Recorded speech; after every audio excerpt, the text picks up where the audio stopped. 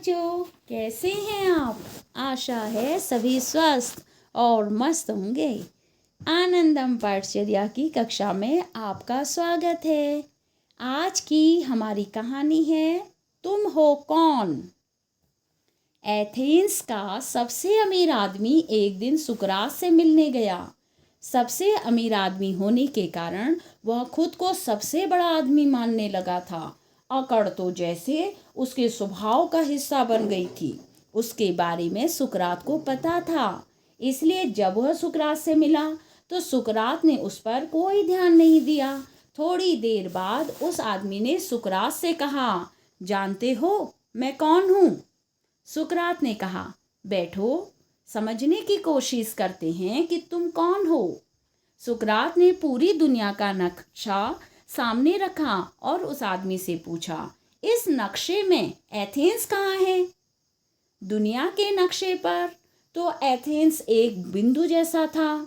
बहुत खोजबीन के बाद आदमी ने एथेंस के बिंदु पर उंगली रखी और कहा, यह एथेंस है।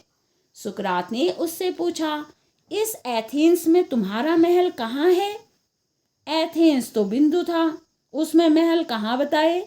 सुकरात ने कहा कि यह भी बताओ कि इस महल में तुम कहाँ हो। यह सुनकर वह आदमी सोच में पड़ गया और उसका अहंकार चूर चूर हो गया।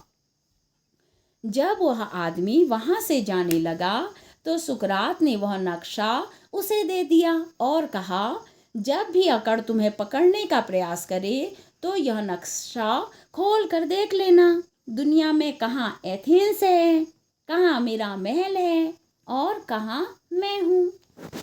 तो बच्चों, अब मुझे बताएंगे कि क्या आपको भी किसी बात को लेकर कभी घमंड हुआ है? अहंकार होने से दूसरे लोगों के साथ हमारे संबंधों पर क्या प्रभाव पड़ता है? आप बड़ा किसे मानते हो और क्यों? अहंकार का हमारे तथा दूसरे के व्यवहार पर किस प्रकार का प्रभाव पड़ता है? आपको यह कहानी कैसी लगी? अवश्य बताना।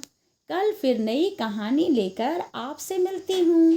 तब तक के लिए ओके, बाय बाय।